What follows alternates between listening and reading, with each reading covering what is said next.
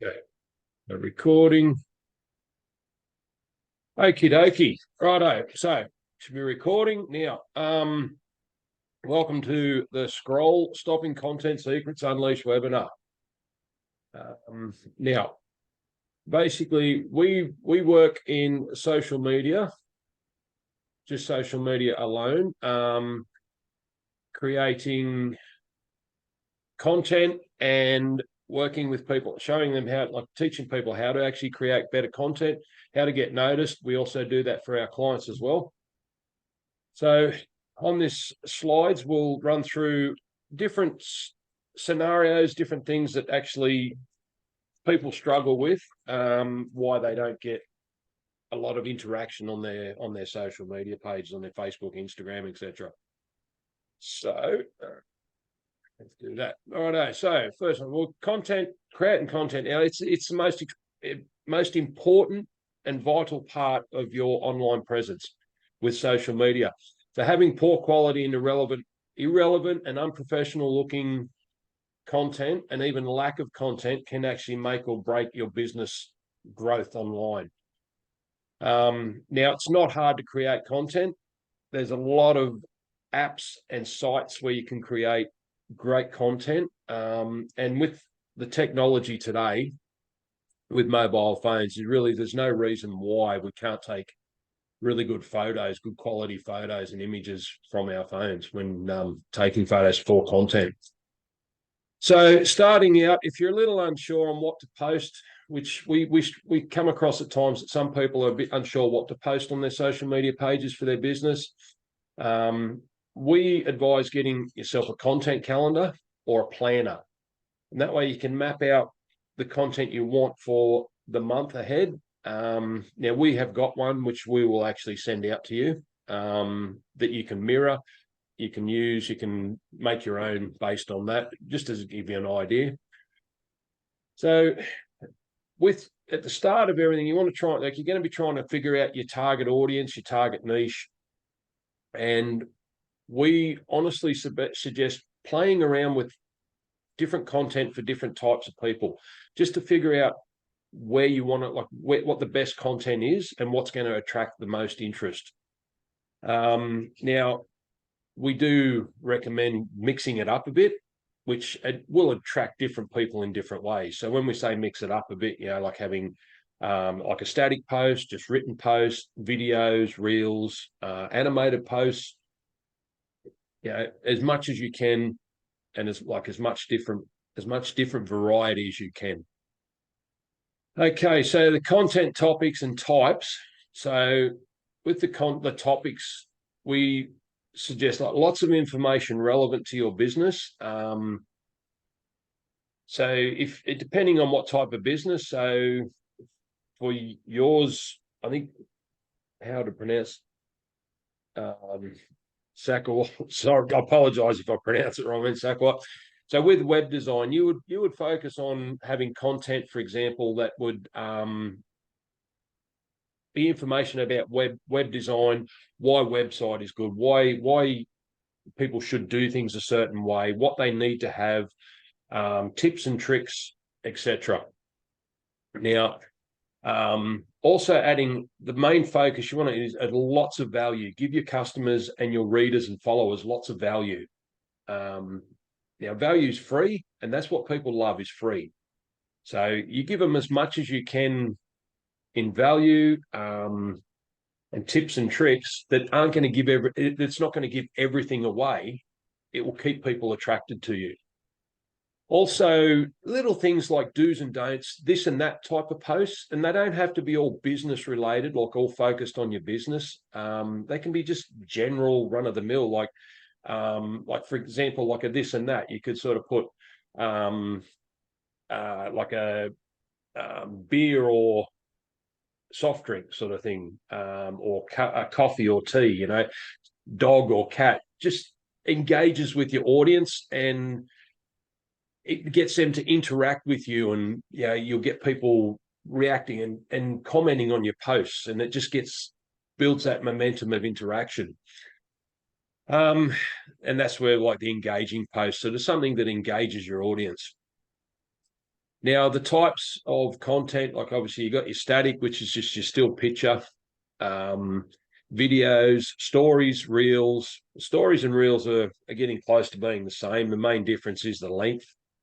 Written only content, so you can do it in a couple of ways. You've got just like a written copy, and no graphic, or you can just put up now on Facebook now. You can do a short written copy in your post in your graphic section with a colored background. You just have that, nothing else written in your written section. Things like that attract people. It just breaks it up, so you've got different things, and basically your content isn't boring if you break it up a bit. Even as far as blogs, but blogs are probably more so suited to the likes of LinkedIn, longer copy. So, all right. So with the topics, a few of the key things would be: do not sell to your followers. These days, people are very skeptical and very turned off by being sold to.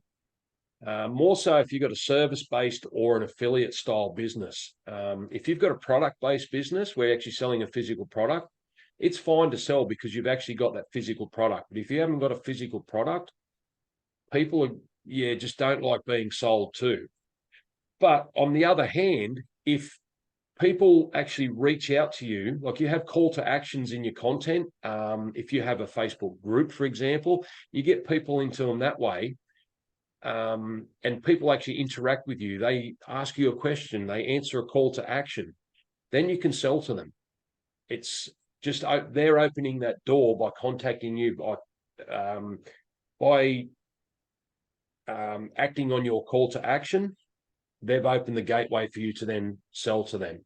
But you don't push selling to them. You've just got to keep them in and gently go through to it, like to the sales part of it.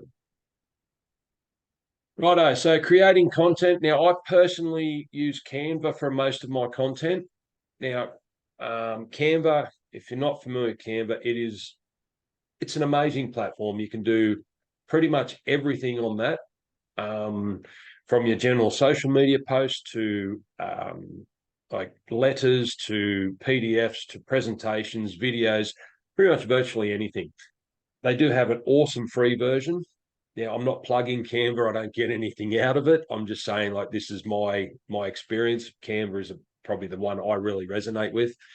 The free version is really good, but the paid version is even better, of course, because it opens up the gates to a lot more. So it is very simple to use. So now, always keep in mind when you're creating content is to size your content for the platform that you're planning to put it on. We see all too often people are just creating a graphic and it's not sized right. So when it actually appears on, say, Instagram, for example, the edges are cut off and you can't physically make out what the post is about, like what the picture is. So for the general all-round post size is 1080, which is your Instagram square post. Now that will go across Facebook, Instagram, and LinkedIn without a problem.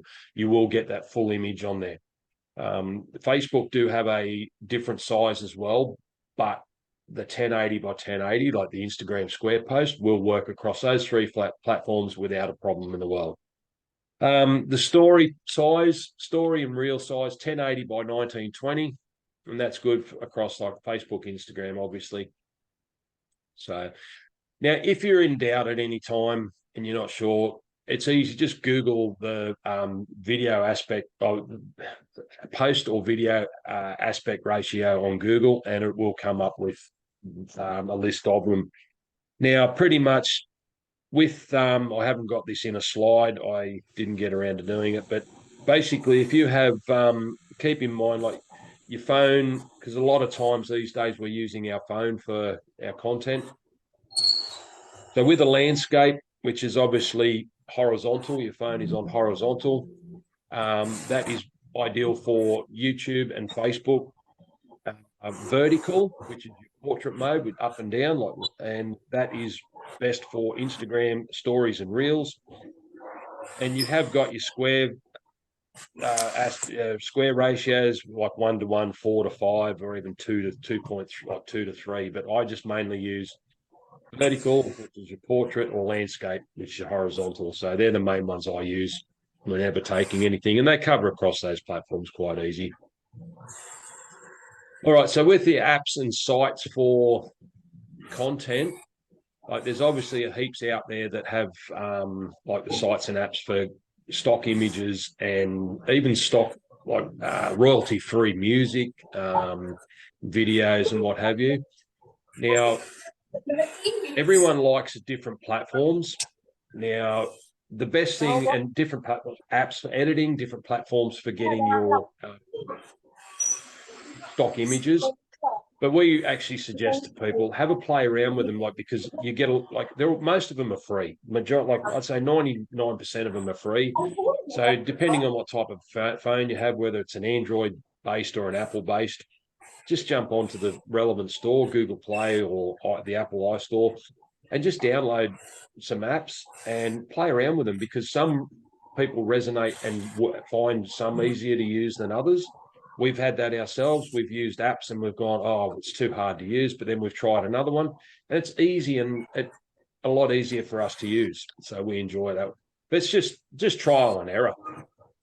Now, some of the sites, like for the stock images, obviously Canva do have a lot of stock images. Pexels, Pixabay, and Unsplash, they have a lot of, they're all stock images. Now, Canva, obviously you can do a lot of editing with there and all your content creation.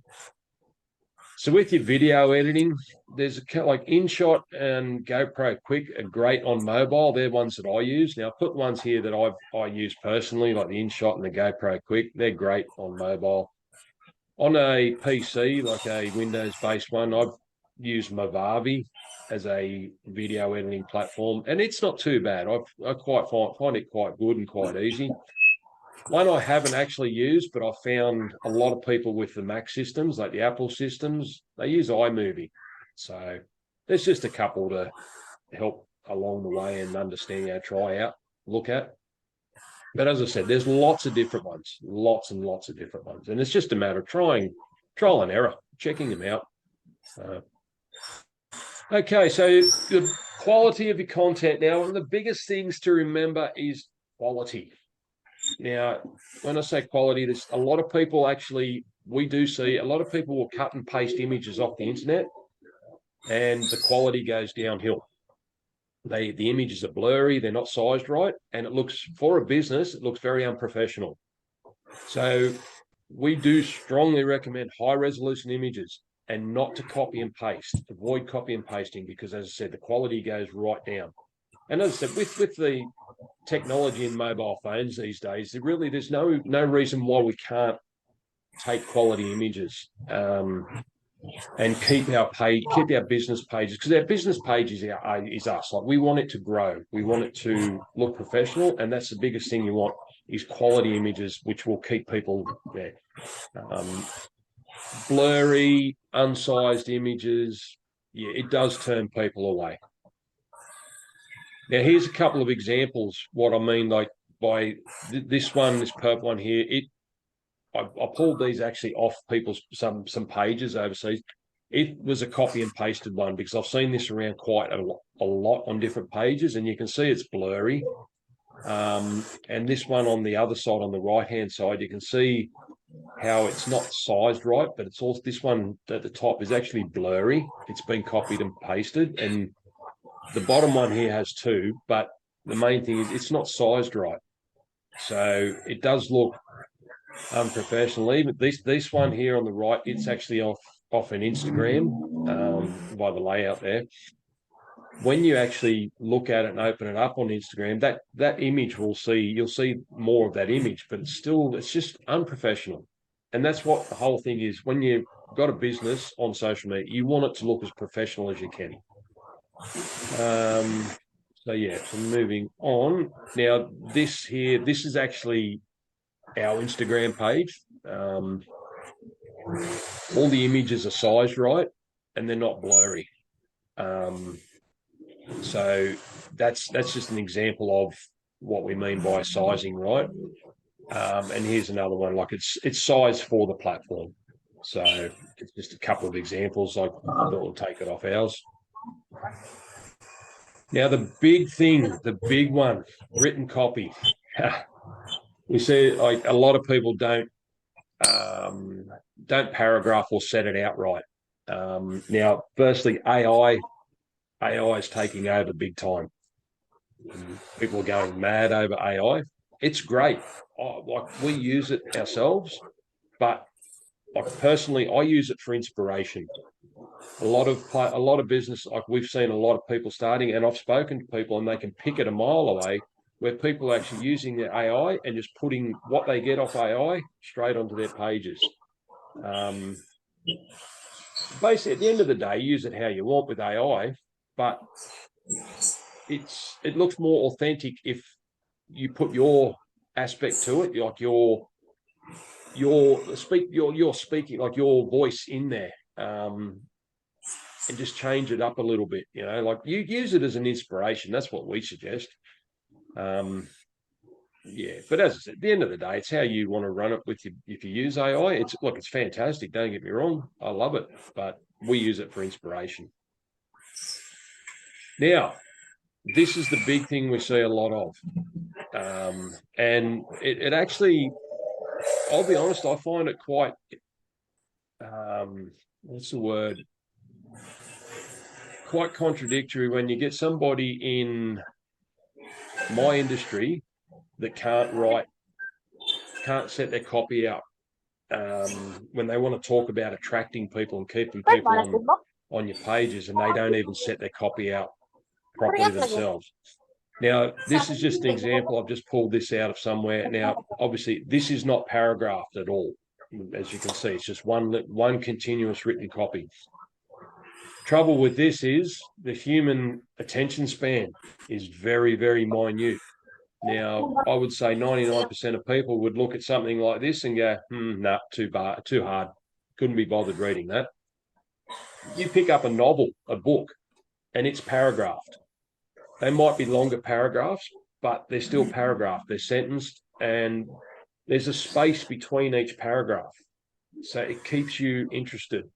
If a book was written continuous writing without any paragraphs or spaces on each page, no one would read them. They'd be just thrown in the bin, used as fire starters. So here's that same written copy from the previous slide, but I've actually set this out and paragraphed it and spaced it.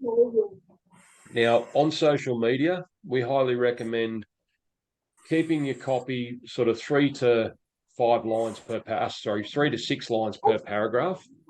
It just keeps that attention span of the reader, of your follower, the viewer. It keeps them in that attention space. There's shorter spans of reading, there's shorter paragraphs, and always space between the paragraphs. It just keeps them interested in reading. The next one should be emojis. Yes, emoji overkill. Emojis are great. People love emojis. They're fantastic. We use them, but overkill. It makes it look yuck. Now, the one on the left here, I just did these up quickly, but this one on the left, I have actually seen written copy like these, and I believe that looks extremely messy for a number of reasons. There's a lot of emojis in there.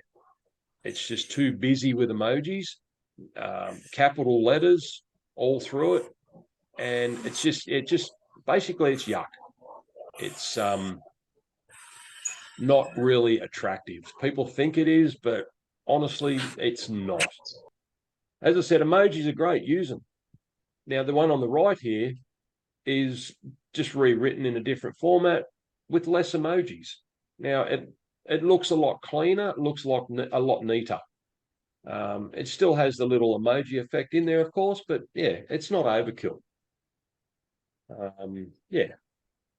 So, all right. So pretty much just a recap of the do's and don'ts. Always use high quality, high resolution images. Make sure your images are clear, sized right for the platform. And as I said, if you go as a general rule of thumb, if you size it 1080 by 1080, you're not going to have an issue across Facebook, Instagram, and LinkedIn. That one copy will go across those three platforms without a problem. Always add value to your content so your client and your readers and followers will get value from it. Relevance, keep it relevant to your business where you can. Like I say, relevance, if you're like web design, you wouldn't be talking about motor cars on your web design pages. It's just not relevant to your business. With the paragraph copy, as I just mentioned before, keep it in short bites, short chunks. That will keep people more interested. And don't be emoji overkill. Be as authentic as you can.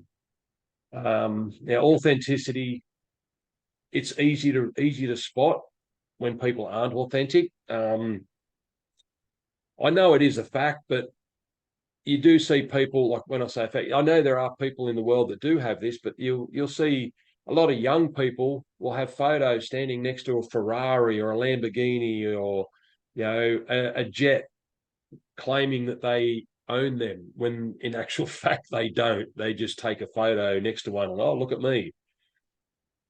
People smell fake a mile away. Consistency is one thing too, being consistent with your posting. Depends, like there's no real set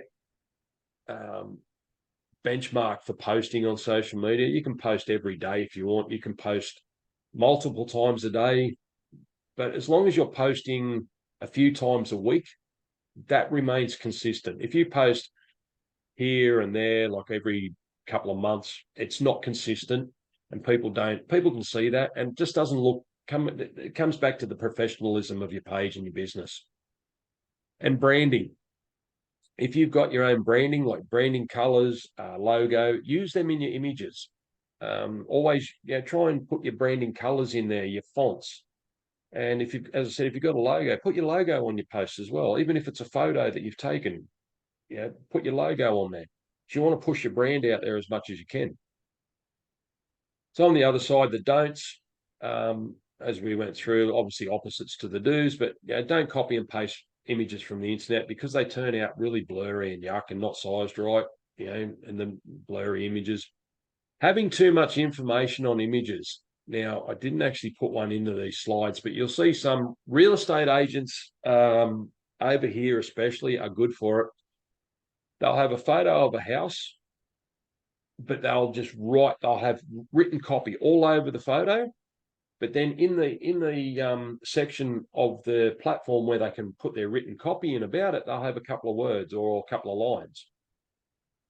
Now, things like that is you have minimal information, like minimal written information on your image, and then put all the written information into your written section of the platform. That's what it's there for, to actually put that information in there. So if you get an image that's just covered in writing, people are, as I say, with other things, people are going to be turned away and not really take much notice of it. Obviously, having irrelevant content and continuous copy that's not paragraph, way too many emojis and inconsistency and fakeness. So it's just a matter of just learning the right methods. As I said, there's no Bible to it. This is just what we've picked up over the years, what we've learned, what we've developed, and we've tested different methods, and we've found all this works a lot better. But the most important thing, as I said back before, authenticity. It resonates more than fake. Fake stands out a mile away. So always be authentic. Be real, be yourself. So, and obviously have fun creating content with your business, for your business. So anyway, that's it. So might just stop this. Where are we? There.